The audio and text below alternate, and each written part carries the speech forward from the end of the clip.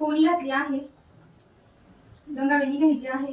गंगावेणीमध्ये rubber लावला आहे, rubber आपल्याला या पोनीमध्ये ऍड करून घ्यायचा आहे। जी आपली गंगावेणी आहे ती टाईट करून घेतली आहे। गंगावेणीचे 3 भाग आहेत, तसेच आपल्याला पोनीचेही 3 भाग करून घ्यायचे आहेत।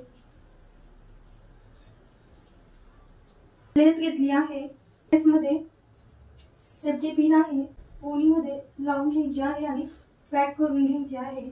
ही जी लेस आहे ती फिरवून घेणार आहोत।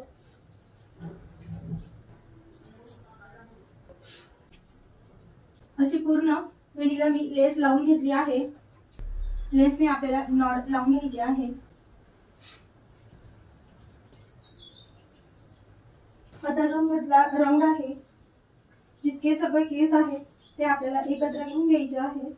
इथं सुद्धा आपल्याला लेस फिरवून घ्यायची आहे।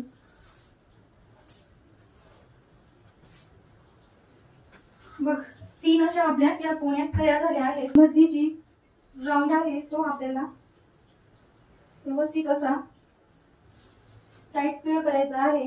तो पिनच्या साहाय्याने टक करून घेणार आहोत।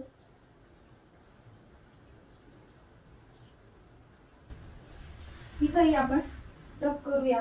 पहिला राऊंड झाला आहे, आता आपण ही दुसरं घेऊया। यू पिनच्या साहाय्याने टक करून घेणार आहोत। व्यवस्थित आपल्याला असं बरोबर अवतीभोवती फिरवून घेणार आहोत।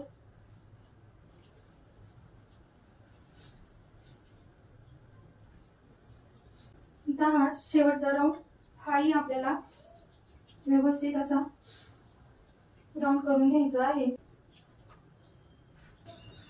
पातळ केसांमध्ये तुम्ही अशा प्रकारे हेअरस्टाईल करू शकता। जुडा या प्रकारे तुम्ही असा मोठा तयार करू शकता। गजरा घेऊया आणि गजरा आपल्याला लावून घ्यायचा आहे। बघा किती सुंदर अशी ही हेअरस्टाईल तयार झाली आहे।